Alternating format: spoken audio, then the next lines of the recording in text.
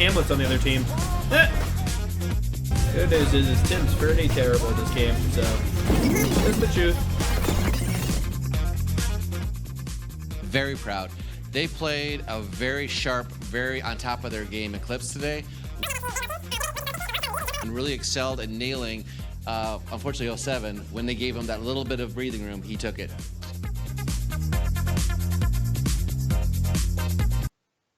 Hello everybody, and welcome back to the Community WGLNA show. I'm here, Ted's here, and obviously you're here if you're watching. So, wow, what day is it today for the day 8? This is day 8, but this is the start of the second round robin of this season's WGLNA. Now, some of you are saying, what's the difference between half of season and round robin? It's just the way that they've chosen, the WGL has chosen to organize disconnected things. from the server. What that means is we're halfway through the season. And if you look at the rankings right now, the top 4 teams are essentially the same spots they came in at the end of last season. Did you catch that, Tim? Yeah, they are. I mean, wow. And that's something that we should definitely look at. We'll be talking about a lot today. One of the things we're going to be discussing is the matches tonight, and also the matches in the future, or what picks you should possibly have. And we're going to be covering the matches that happened last Thursday, and in a way, how incredibly important they were for where we are in the season at the moment. So I know that was a very long sentence right there, but let's jump right into it and let's check out what happened on this past Tuesday. You had Aquatic M60s versus Valence. Most people believe that Aquatic M60s would completely roll Valence, and they did for the most part. But one of the interesting things you guys should go back and check the WGLNA Twitter feed for is a specific battle on Himmelsdorf where Aquatic M60s went for their triple mouse move, which included an E3. I don't think an Emil 2. They went for a different sort of setup than in the past, where they gone all heavies and one IS3. And the way they made this play out was that they bunkered up in the north by the north cap, and they left the one line cap kind of open, but with 2 tanks covering it. Valence played an original and pretty sharp move, because they pushed. They pretty much took the 1-2 line and they bunkered up and forced the mouses to move into the battle. Now, Aquatic M60 was waiting for them to rotate, because they never moved 2 of those mouses from that north cap. Did you see this match, Tim? I did, and right now I'm looking actually for this tweet. Well, if you go to the replay on tankwarroom.com, the recap for day 7, it should be right there if you want to look for it more specifically. But if you watch the move, what happens is they wait. And some of the casters said they might have waited too long. But Valence, once the Emil 2 backed off from that little the railway bunker spot, the minute he pulled back, Ertai raced up in a 1390 and got behind the rail center box that's right on the cap. Now we actually have. And after that, it became a matter of maneuver and firing. And Aquatic M60s never completely committed those 2 mouses in the back. So in the end, with the cap running down, they've pushed the E3 forward, and it did end up killing Ertai, but it killed him after the cap out was completed. It was that tight. Wow. And fair play to Valence. That sort of originality and that sort of creativity, they're going to be going in the second half of the season now. They need more of that. They need more of the ability to put people on their back heels. And they took a really tough strat with those mouses, and they found a way to break it. Now, what would have happened if Aquatic had shifted over? Maybe Valence would have rotated back and gone for the north cap, but we'll never know. But that 3 mouse move is pretty tough. Let's be honest. It's hard to kill 9,000 HPs in 10 minutes unless you really work on it, and you're going to lose a lot of tanks doing it. But that being said, Aquatic M60's 5-1, and they're suddenly in 5th place, and that's really important. We'll talk more about that once we finish up the roundup here. But then we move on to Apex versus Dare. Everyone thought this would be an incredibly tight match. Everyone thought this would be a determination of who may have the chance at the titles, and everyone was wrong. Tim and I were wrong. We thought this would be close. For the record, Apex is the best team in the WGLNA North America right now, and they're undefeated. They have 36 wins, I think 35 wins, match wins, and 6 match losses. Now let that sink in for a moment. That means that on average, they're losing 1.4 matches a game while they win 5. Huh. That's how dominant they are right now. It's so important to note, though, they're still losing. So they have a weakness that can be exploited. They do, but I really have to give credit to Comps, Wally, and the whole team, but those two guys especially, and Germ, who's helping out with strats, is even when they drop a match, they take it right back. Um, it was the Eclipse game. It was the only game they lost 2 matches in a row, and they came back really hard and really heavy. So when we're looking at how they play, I really think that they're as tightly as they're focused on the WGLNA, they must be thinking of the bigger picture. They must be thinking about trying to make the team as sharp as they possibly can, because Comps is not settling for anything. He's probably has them practicing just as hard as if they were 0-10 as they are right now, 7-0. That makes them very dangerous because they're ambitious. Yes. And ambitious doesn't care about their record. Ambitious cares about something down the line. And we all know what's going to happen. Probably I think it's April. I'm guessing here. And I'm probably going to say either April or maybe May. But that's when the grand finals are. And right now, they are 8 points ahead of the closest team. That means they have to tank 3 matches, lose 3 out of the next 7 completely. Not 1 point, not overtime matches or anything like that. They have to completely lose 3 matches to drop out of first place. And that means the team that is tied for second has to be undefeated, essentially, to catch them. Yeah, it's not going to happen.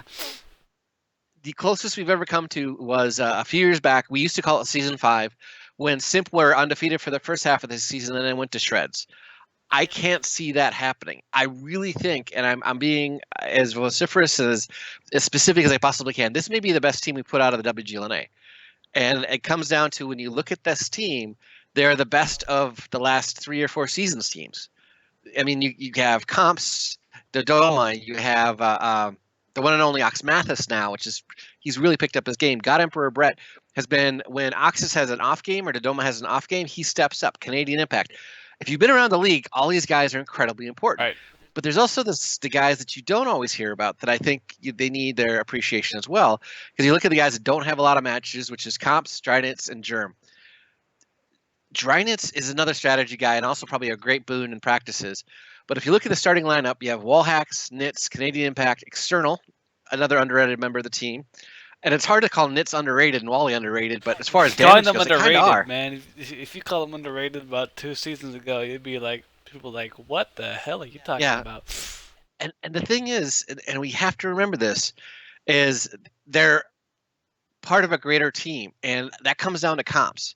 They're all strong personalities, they're all good guys, but it all comes down to Comps keeping them focused on what's important to them. And as much as going back-to-back WGLNA champions would mean to them, and that's a huge achievement in by itself, it's in the background, and that shadows has got to be the grand finals. Because when they were up 3-0 versus Kaznakru at the New York Rumble, right, the one person who's probably took that most personally when they dropped that match was probably Comps. Of course. And he's a very driven guy, and I think he's kind of what we need right now in North America because of his ability to, sorry, knock the light there for a second, to keep the teams focused. I think he's learned over time as well, but this team is incredibly dangerous, and I'm honestly not surprised they 5-0 Dare, and that's nothing against Dare.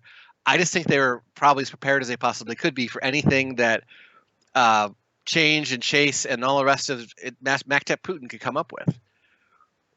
But what are your thoughts, Tim? Am I right? Am I wrong? Do you think that I'm? I think you're absolutely right. This is Apex. Not only are they on track to win this season, they won last season too. And like you pointed out before, the same teams that were ahead last season are ahead this season. This might be how it goes for the next couple of seasons, unless somebody like Eclipse comes back out of nowhere and hits everybody. We have to play the games, though. That's a great thing about the WGLNA. We have to play the game to see what's going to happen. Now, the next match, Dare was after Tuesday night. You had the draw. Currently, right now, tied for second place is Dare as well as Eclipse, because Eclipse went on to beat 07 5-0. It's a very, very specific match. I think as good as Eclipse played, from everything I've heard and everything I've seen, 07 had an off night. They've proven that they can defeat bigger teams, but this season they beat Dare. That's not a small feat.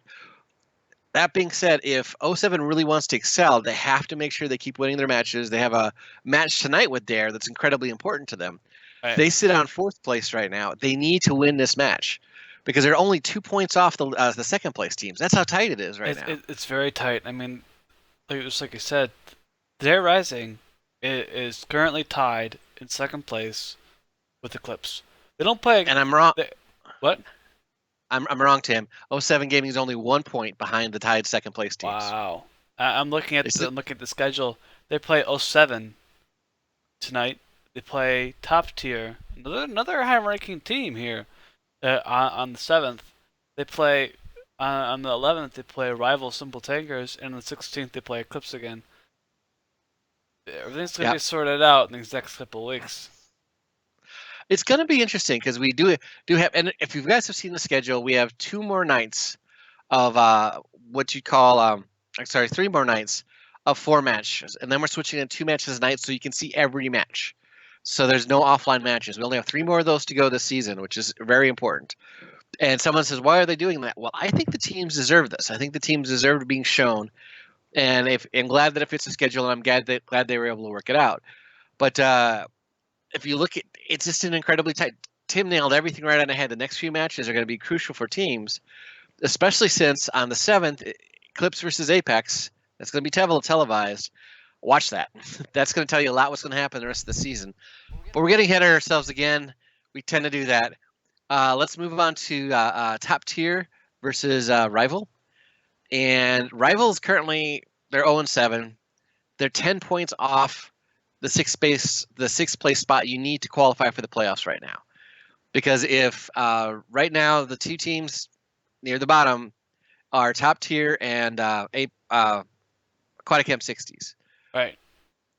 Now they have the lowest one's on 10 points. If you're on 0 points, that means Simple Tankers needs to show up tonight and begin to do something. They face Eclipse. We'll talk about that in a bit. But if you need to make a big statement if you're in that position and you want to start moving up for yourselves, not for anyone else, but for yourselves. Now, Tim thought it would be the match versus Top Tier. You thought it would be 5-1, Tim? I did. I thought it would be 5-3. We'll split the difference. It was 5-2. It was 5-2. Now, there's 2 really important plays in there that Rival did that I think you should pay attention to. Now, they almost won the first and second battle. They were chasing Muriel, and he got away. He found this one slot on Muravanka on the east side by the 0 line, and he was able to run.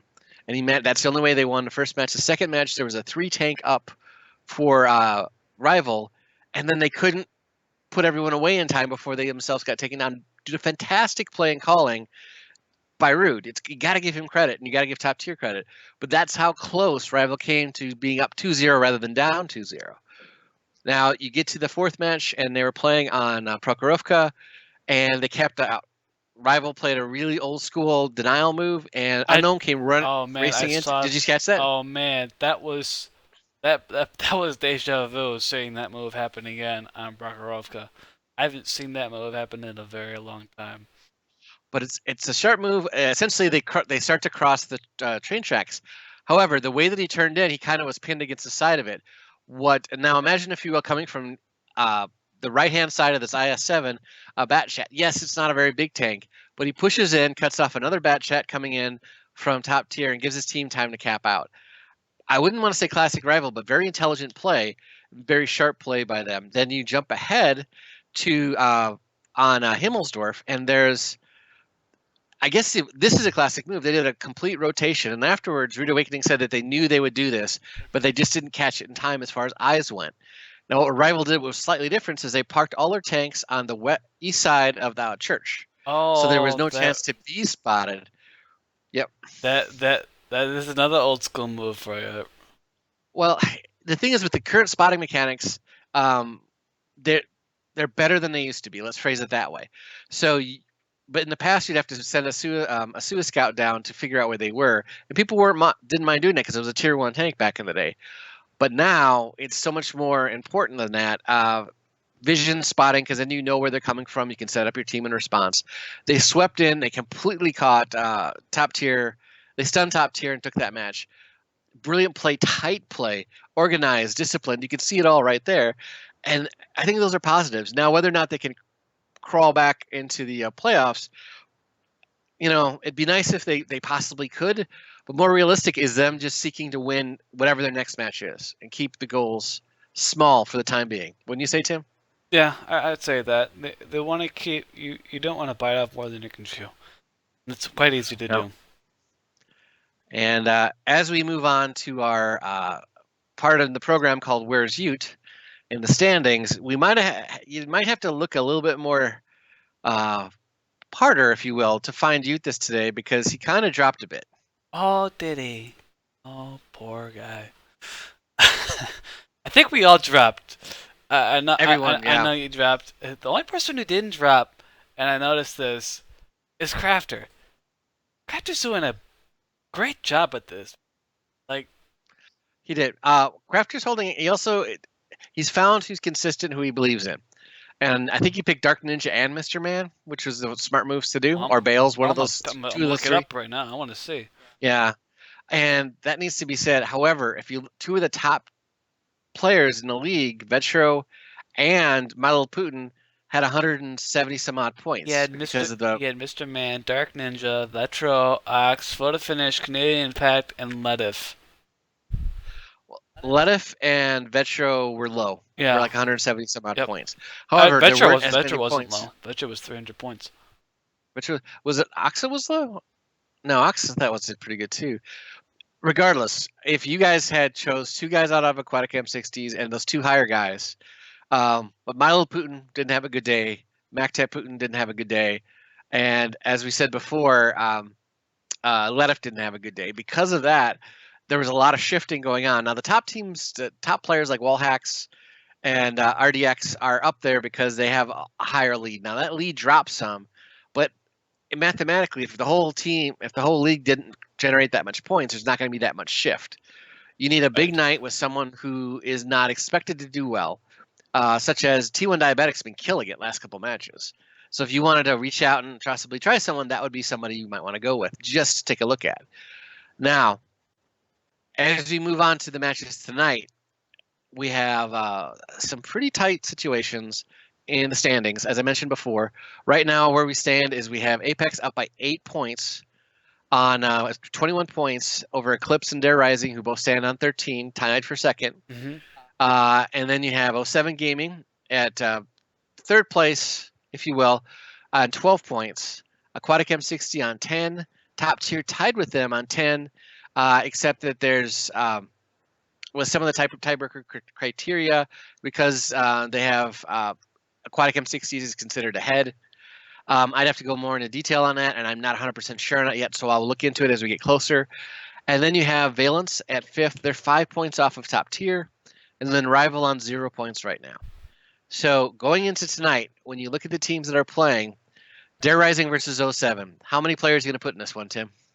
Oh, I actually already picked. Okay. I had a time earlier with I was on TeamSpeak with some of my clan officers, and we were talking about all this, and I went with I'm gonna bring it up on screen. Go. I went with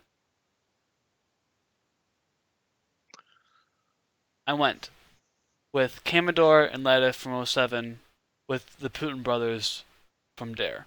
I believe this is gonna go 5-4. It went 5-4 the last time they played, and back to Putin made this very point earlier this morning on Twitter.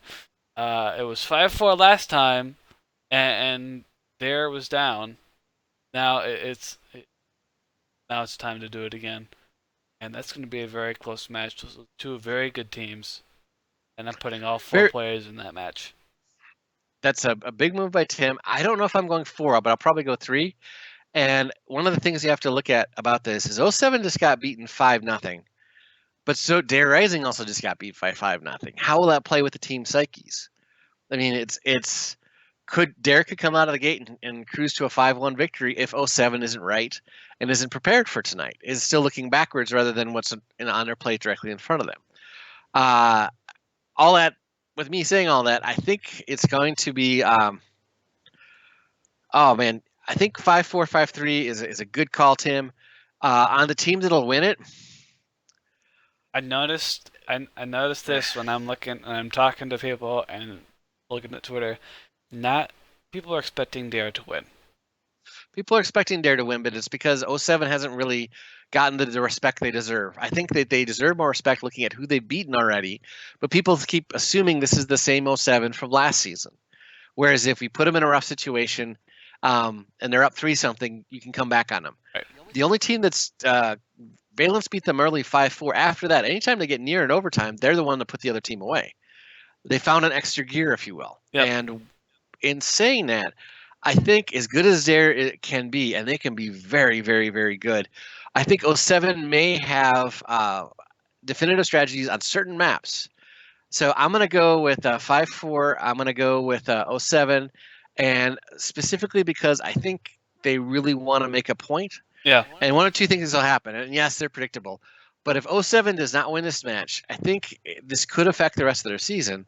Whereas if Dare drops this match, I don't think it affects the rest of their season. I think that they're very tightly cinched up. They have a new sponsor. There's a lot of energy there.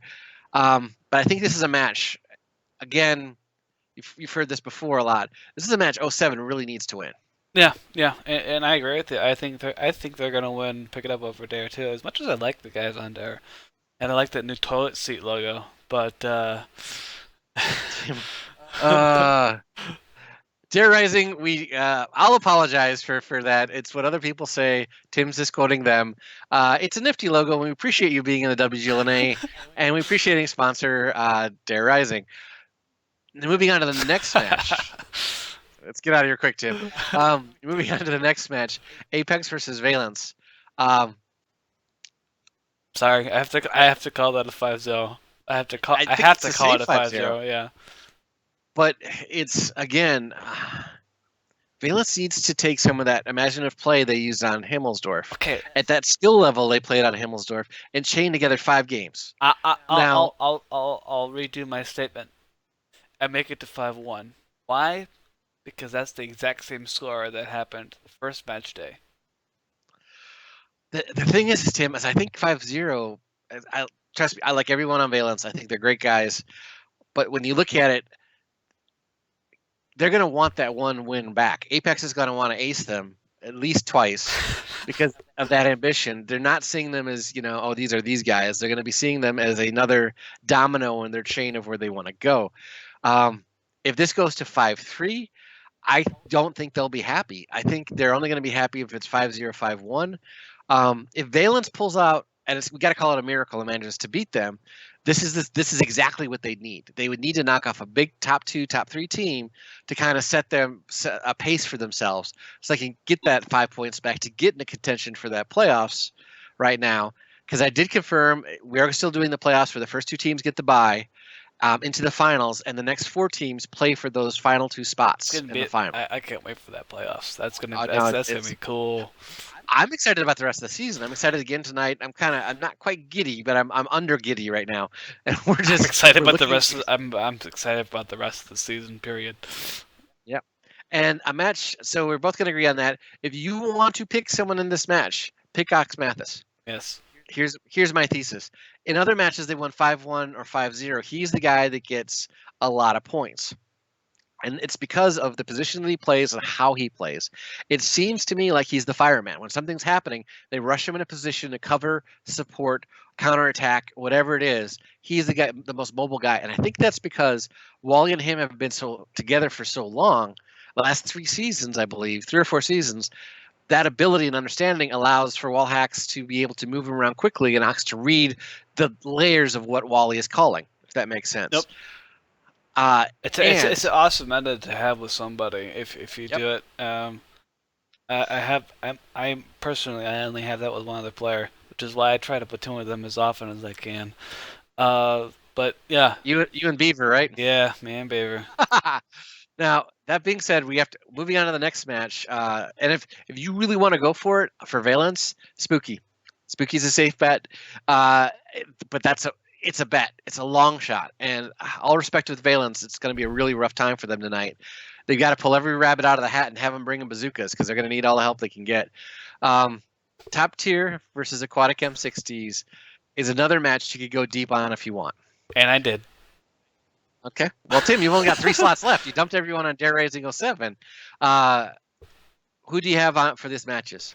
I have, for top tier, I have Muriel Scarata and Delth. And for Aquatic M60s, I have Mr. Man. You gotta pick Mr. Man. Well, currently, yeah, you have to pick Mr. Man. You have to. With that said, who do you see winning? I'd say top tier. These two teams are tied for fourth. Yep. And I'm sorry, I flipped the coin, and I went with the team that had like top in its name.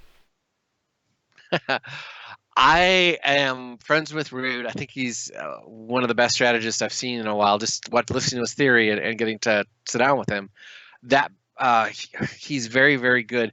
But there continues to be this Aquatic MCC is 1-5, 1-4 for the first 5 games of the season, and their only one win was against Rival. So what they turned around on was they beat Dare with Mr. Man coming out like a beast on that steps map and that S tank. He was this is my game. That was hold my beer, I'm going to kill everything in the S tank sort of play by him. Mm-hmm. And he was magnificent. That's just a good word for it. Top tier can win. I'm going to go with Aquatic M60s, and I'm going to get yelled at for it. I'm going to go with Aquatic M60s because there's a level of people underestimating them right now, and I think it might be at their detriment. Now, I'm going to call it 5-4. That's a good question, and it's important to note. And here's a very interesting thing. We're taping the show a little bit late.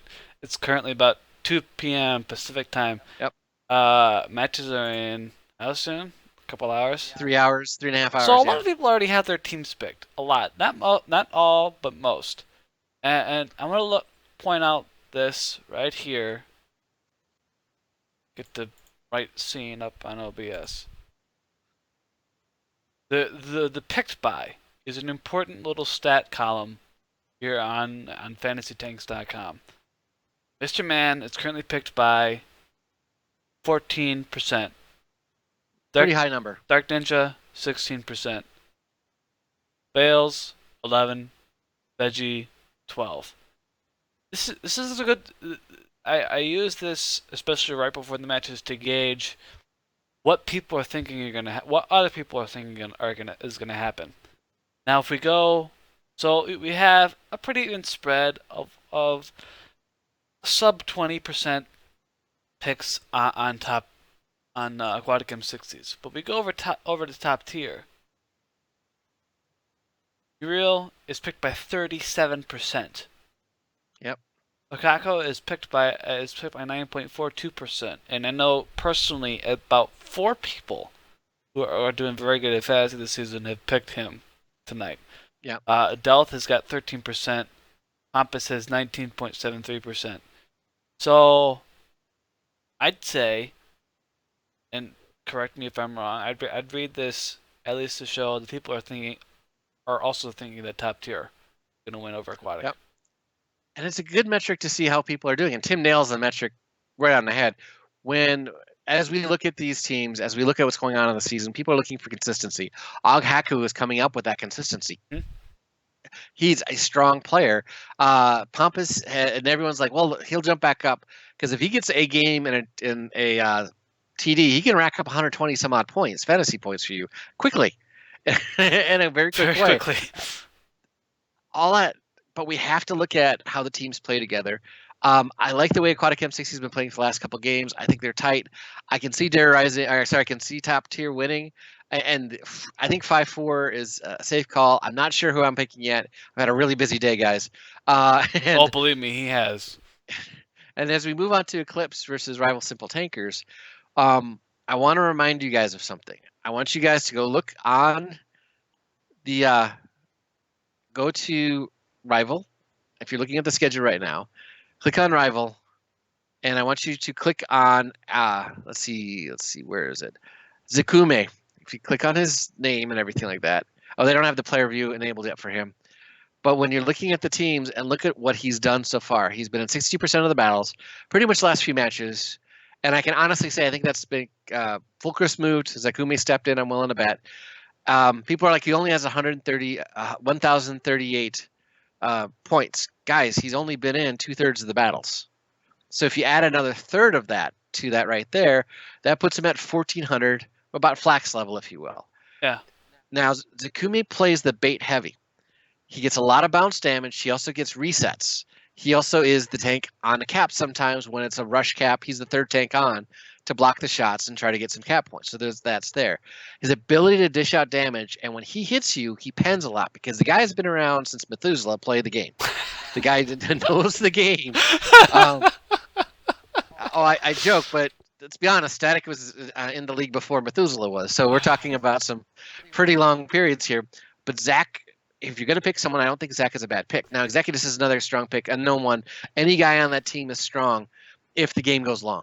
Any of those guys will make you points if the game goes long. But this is also an important match to Eclipse because Eclipse has been pulling themselves back up since they took that last to Dare earlier in the season. And that knocked out of them off the trajectory everyone assumed they would be on, which is they'd only lose. If they lost to someone, it'd be someone like Aquatic M60s. It would be to an established team, and it wouldn't be to, at the time, Deja Vu, now Dare Rising, but they lost and they got hammered. 5-1 is a kicking. I don't know how else to phrase it, especially when you're the runner-up for last year's championships. Now, what they did, as big of a loss that was to them, the next week versus top tier, they're down 4-2.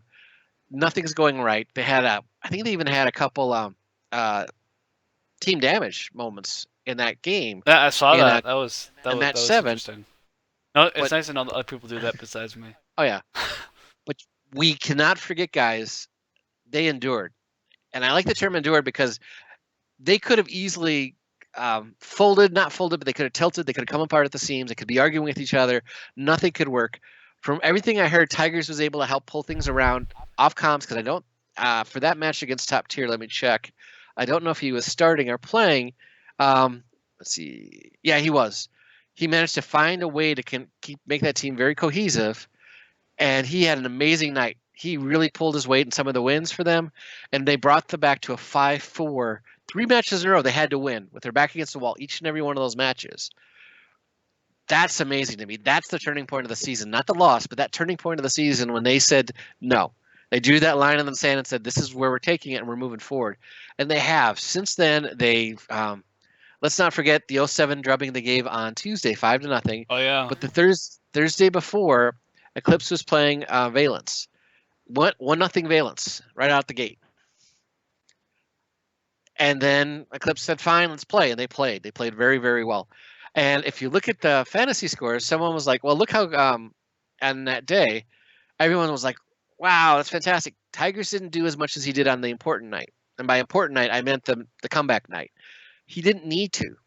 He was able to. He managed to pull the team back together. And that's T1 Diabetic. That's Photo Finish helping out as well as one of the more veteran players out there and older players out there. The whole team came together and locked in. When they locked in, they played very well. Master Pupil did not need to get a lot of points that day, just to play his position and play his role. Guys, that to me is very, very impressive. I think it adds to the challenge of Rival.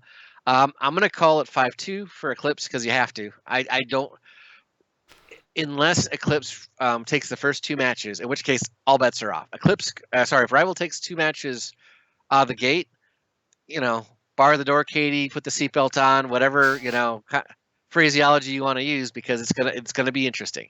Because if they get 2-0 up, they'll have confidence. That team with confidence is scary. Yes. And I mean that. Any team with Commander J on it is scary because the capability of that guy alone is impressive. I said at the beginning of the season, if we have a Hall of Fame, he's going in it, along with a few other guys from Apex and some other teams too. But there has to be a point. But they need this win desperately, or at least a point out of it. Even if it goes 5-4, they'll get a point, and it begins that crawl back. I think for this second half of the round robin, or the season, if you will, they're going to need to find a way to take steps, small or large, to get points at every single turn. Maybe not points against the big teams, but a point would be a step in the right direction. Right. Does that make sense, Tim? Yeah. Who are you picking on Eclipse? I haven't picked anybody on Eclipse. Again, if you're looking for a safe bet, Vetro is always safe on Eclipse. He's playing really well. Photo Finish is another one. T1 Diabetic has been surprisingly strong lately for a caller. That's impressive to me. But I think it's the reason he's been stronger is because Tigers has been calling.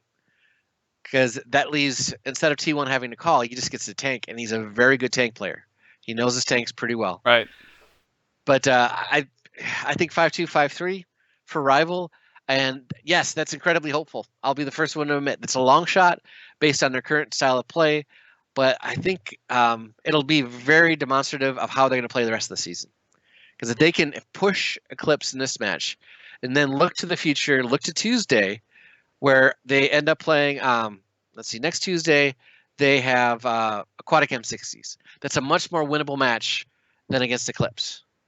It's a very difficult match, but still, any match for them is going to be difficult because everyone they're taking on is in front of them. Even Valence is going to be a difficult challenge for them just right now. But Rival really needs to find a way to push because they have after that match they end up facing off against when's the next time they play? I'm looking at they face off against Dare. They need to find points, steal, grab, smuggle, find points if they want to stay up. On the other hand, Eclipse needs every single point possible to stay ahead of Dare. They need to keep themselves in front of them until they get a chance to face off versus Dare in a couple of weeks. I think that happens on checking right now. Thursday, the February 16th. Right. First match of the evening is when they face again. Eclipse needs to win at least, so that's 5 matches ahead, 4 out of those 5 matches. At least 4 out of those 5 matches before they get there. And why I'm saying 4 out of 5 matches is between that time they face Apex, which is still going to be a long ask. For Yeah. them. Good. Yeah. Good luck. And I well, I'll say this: if I had to pick any one team to take on Apex for the chance of beating them in the second half, it's got to be Eclipse. It's got to be. Yeah. They got 5-3 matches off of them. They almost brought it to a 4-4. But thanks to some really dogged play by Ox, it didn't happen. We need to respect some of these teams that have 07's in 4th place for a reason. Aquatic M60s is coming back. Even Eclipse, people are dogging Eclipse for losing. Guys, they took 2nd place last year. They're really, really good. I mean, they pushed hard in the Rumble. They're good teams. Don't underestimate these teams, and don't count anyone out quite yet. It's impossible to ignore the success of Apex, but that's our picks for the week and some of our ideas. And I know we have less than a little under 3 hours, 21 minutes until things seal up. But Tim, what is a must pick? One pick that everyone must have for tonight. I've already said this. It's Mr. Man. You gotta have Mr. Man. If you don't, you can end up like you and fall like a rock.